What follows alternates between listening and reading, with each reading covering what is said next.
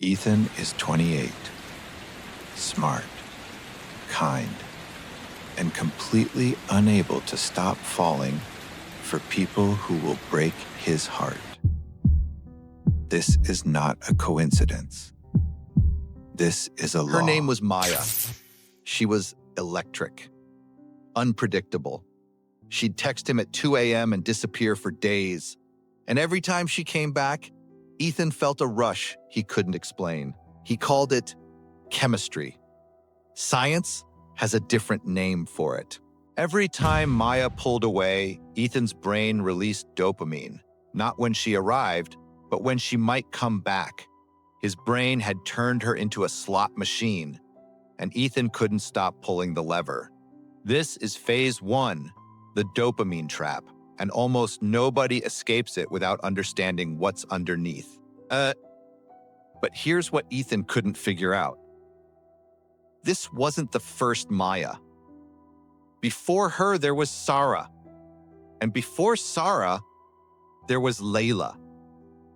Different faces, same pattern, same ending. This wasn't bad luck.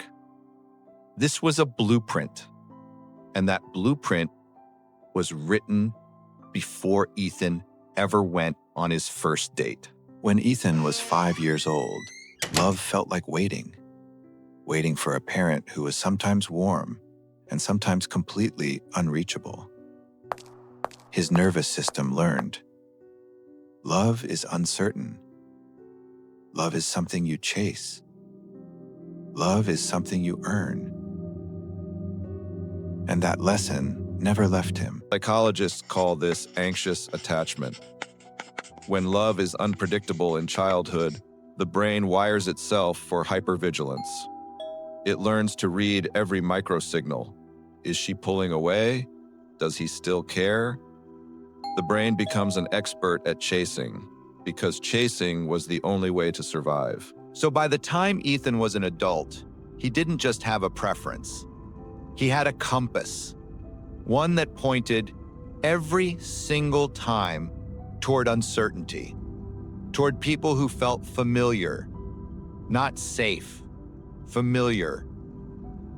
But there's a third layer to this, and this is the one nobody talks about, because this one is happening entirely inside Ethan's body without his permission. Here is the cruelest trick the brain plays. When Maya is near, Ethan's heart races, his palms sweat, his thoughts accelerate, his body is flooded with cortisol and adrenaline, and his brain, searching for a label for all of this, calls it passion. But cortisol is the stress hormone. His brain has been misreading anxiety as attraction every single time.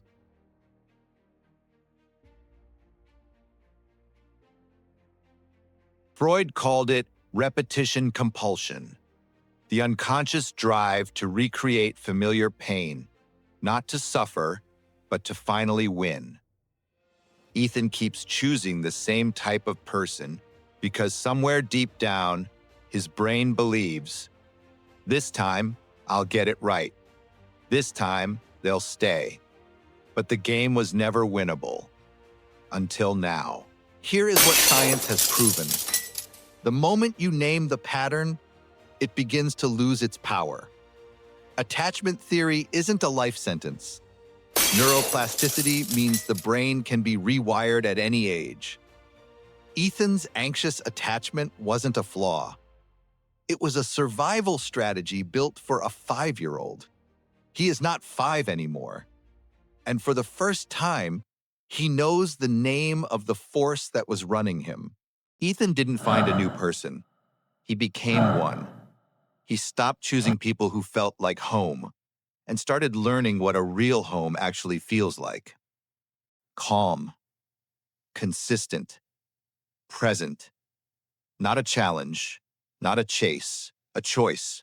Made with clear eyes, made consciously. For the first time, Ethan chose himself first. Think about the person you keep choosing.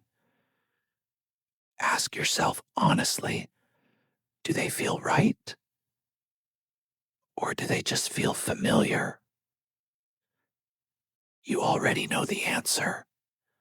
And now, you know why. The laws of everything. Every moment has a rule.